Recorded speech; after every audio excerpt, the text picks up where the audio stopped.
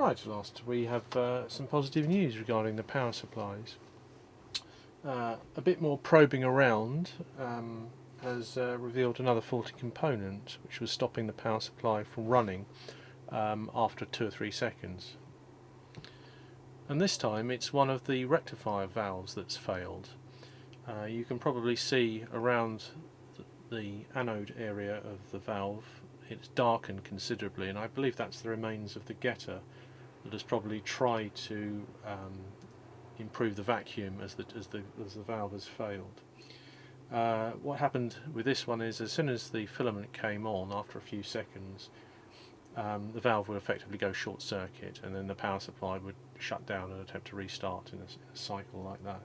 So simply changing the valve has fixed that power supply. I've noticed another problem with this power supply in that it doesn't always start properly. What happens is that when we switch it on, the HT across C507 should build up to around about 7,500 volts positive. But what's happening is it's coming to -3.5. Now that's clearly not right. But if we just gently tap the valve, we'll notice that this happens. So my feeling is that that valve is faulty, and we'll prove that by changing it with another one. So that's with a new valve fitted, and we'll see what happens this time.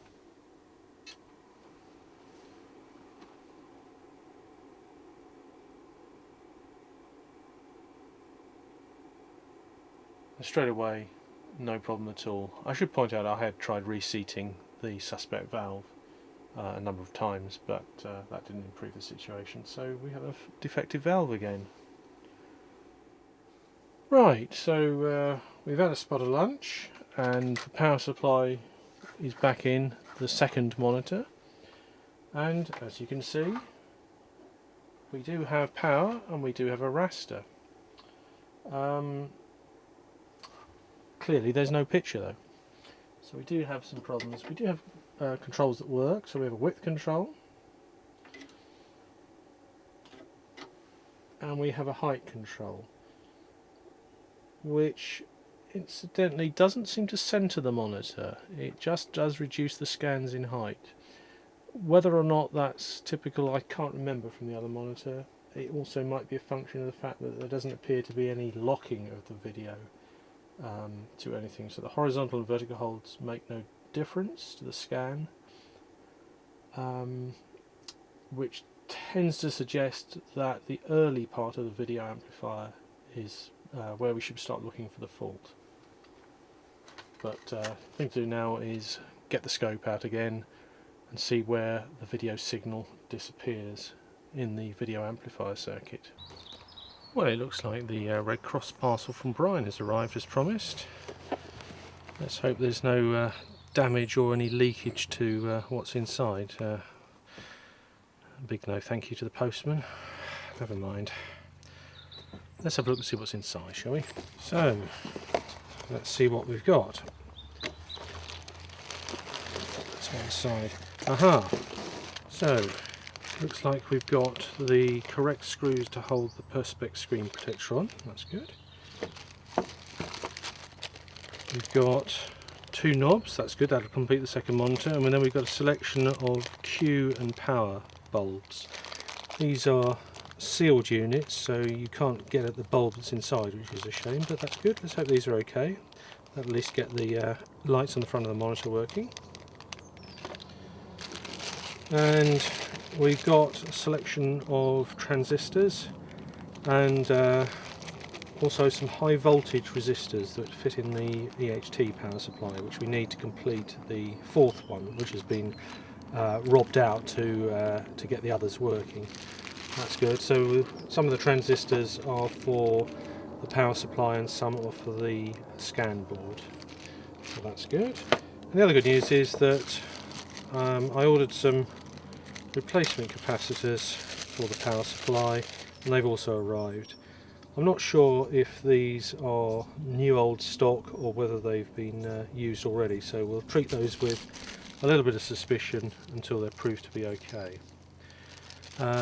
We've also got a cooling fan from Brian. That replaces the one that has got the open circuit, either the start or the run winding has failed on that particular type of fan. This is just a 2-wire fan, so that will work without any problem. And it looks like Brian has sent me his entire collection of valves for the power supply. These will be EY86 or EY87 valves, I'm sure. There we go, a nice spanking new valve. Can't see the marking on that one. Let's make sure we don't get these muddled up in case they are specific to the boxes that they've been sent in. Well, this one looks well used. There we go, an EY86 valve. So that's the rectifier valve, the EHT, of which we need a couple to get the remaining power supplies working. Great, well, better crack on then, hadn't I? And of course we'll give it a clean first. We don't want to put something dusty back inside our nice new monitor.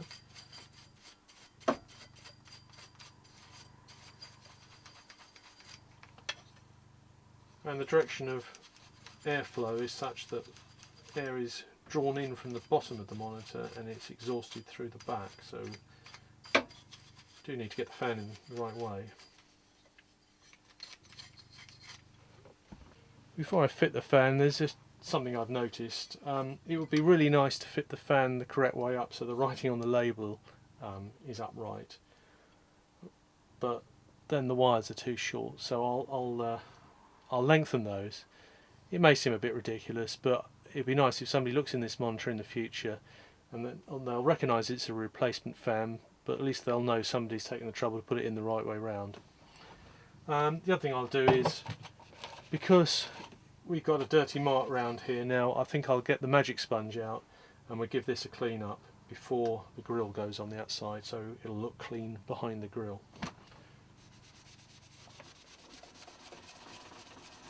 And you can see, hopefully, that the magic sponge is living up to its name, and that mark has already come off, and the monitor is looking, it's looking like new, isn't it, behind there? Great. Well, I'll save you the agony of watching me clean the rest of the back of the monitor. So in a moment, by the magic of television, this should look nice and clean and have a fan fitted. Well, as usual, there's a slight hiccup. The screws, the original screws for the fan, are now a bit too short to fit the new fan. As far as I can tell, this is a 632 UNC type thread. The nearest I can find that's long enough in my collection is going to be an M4, so I'm sure the purists are probably going to scream at me for using a modern screw, but I think we have to treat this as a maintenance situation here rather than a concourse restoration. The other thing I've spotted is that this knob is actually the wrong type, because you clearly can't see the markings behind it. Maybe that's something we can sort out at a later date. But for now, we're going to go metric and we're going to fit the fan the best way we can.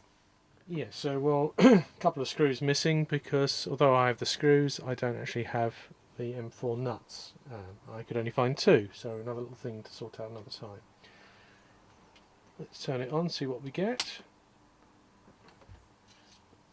The fan is turning, but it's not turning that fast, and there's another gotcha, I think, here. The fan that I've taken out on closer inspection is actually, you can see that it's marked 125 volts, and the fan I put in is a 222 50 volt fan. Now the fact is, it does actually generate a lot of airflow, so I need to have a little think about this as to whether to leave it as is, because it does get up to speed and it's reasonably noisy. So my temptation is to leave things as original and not try to rewire this to the 250 volt winding on the transformer. but we'll see. If that's not going to do any harm to that motor, I'm tempted to leave it as it is.